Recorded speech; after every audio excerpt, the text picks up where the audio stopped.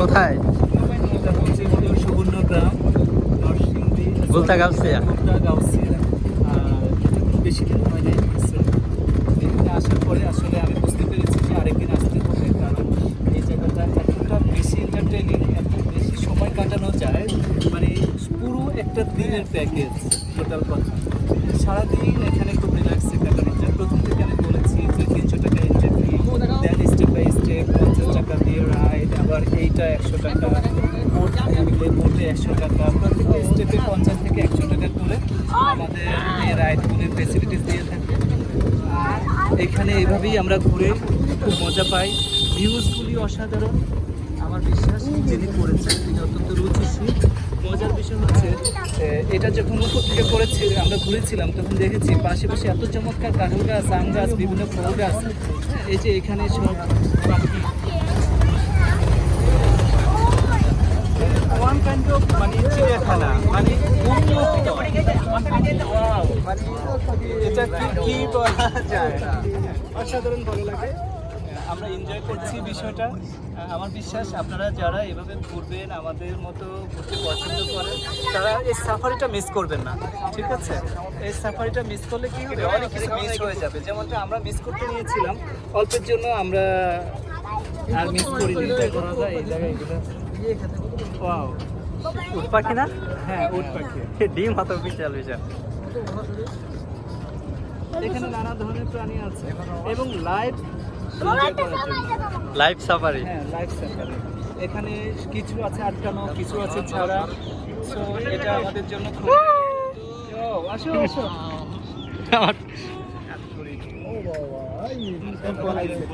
খাবার আছে, খাবার খাচ্ছে গাড়িগুলির। এই সাফারিটার একটা সুন্দর বিশেষত্ব হচ্ছে সাফারির পাশে খাবার রাখার ব্যবস্থা আছে।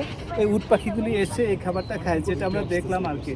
তো এটা আসলে খুবই ইমাজিং, মানে খুব ভালো লাগে। আর ওরাও খুব এনজয় করে, মানে যখন এইভাবে দর্শকরা আসে তারাও মনের জন্য মিট করতে আসে এবং তারা জানে এই গাড়ির এখানে খাবার আছে এবং তারা সেই খাবারটা খেতে আসে।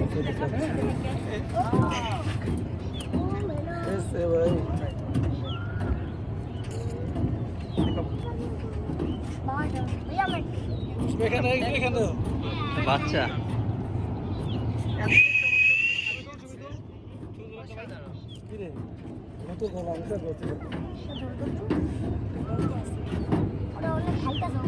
আসো আসো।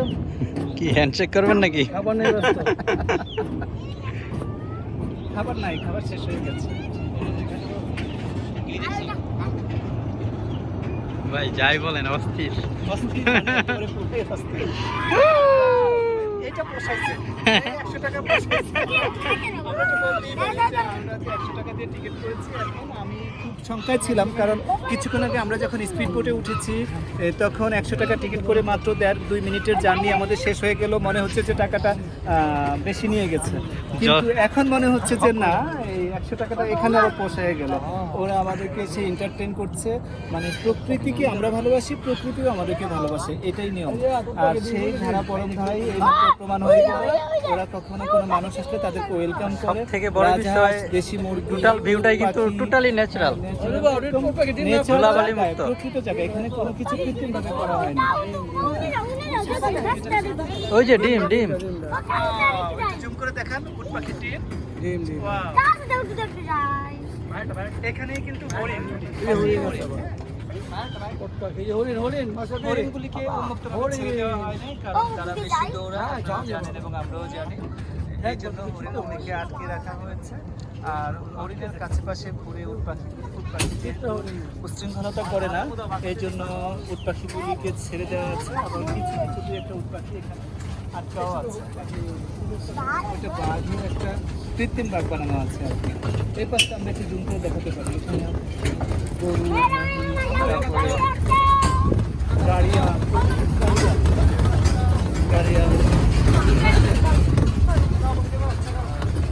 ওদিক দিয়ে ঘুরে যাওয়ার কথা, এদিক দিয়ে ঘুরে তার তাড়াতাড়ি রাইড শেষ করতেছি। ওদিকে কটেজ আছে। এখানে কটেজ আছে, রেসিডেন্সিয়াল এরিয়া অসাধারণ, এবং আমরা মাত্র 5,000 টাকা দিলে কিন্তু এসব কটেজে আপনি স্টে করতে পারবেন। থাকার মতন অসাধারণ ভিউ পাবেন, এনভায়রনমেন্ট পাবেন, ভালো লাগবে, এবং ক্যান্টিন আছে এখানে, ফুল সার্ভিস, মানে অসাধারণ সার্ভিস দিবে।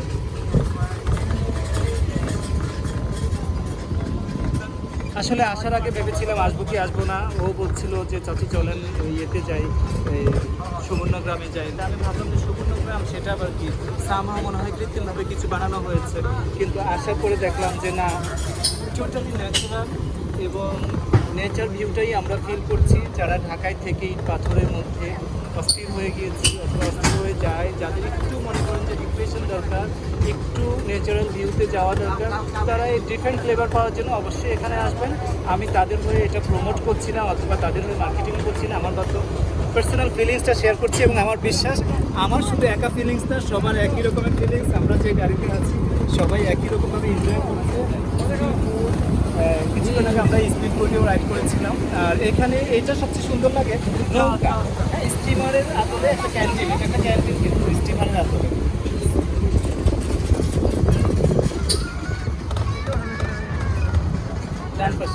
এখন কিন্তু ভিউটা অনেক সুন্দর, রোদ নাই তো।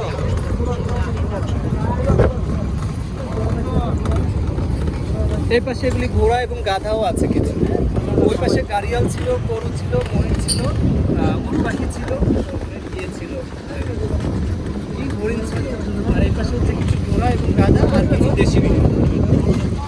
ওই দুই একটা মহিষ দেখা যাচ্ছে। একটা ছবি তুলতে পারো আপনাকে দেখাবো।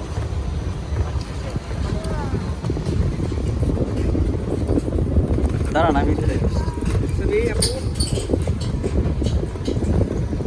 ওয়াও, আপনাকে অসংখ্য ধন্যবাদ সাইফুল ভাই এইরকম একটা জায়গায় ইনভাইট করার জন্য। অবশ্যই ইনশাল্লাহ আবার আসবো, অন্য ওয়েদারে এই সুবর্ণগ্রাম এনজয় করার জন্য আসবো ইনশাল্লাহ। ওকে। ওকে, আল্লাহ হাফিজ, টাটা।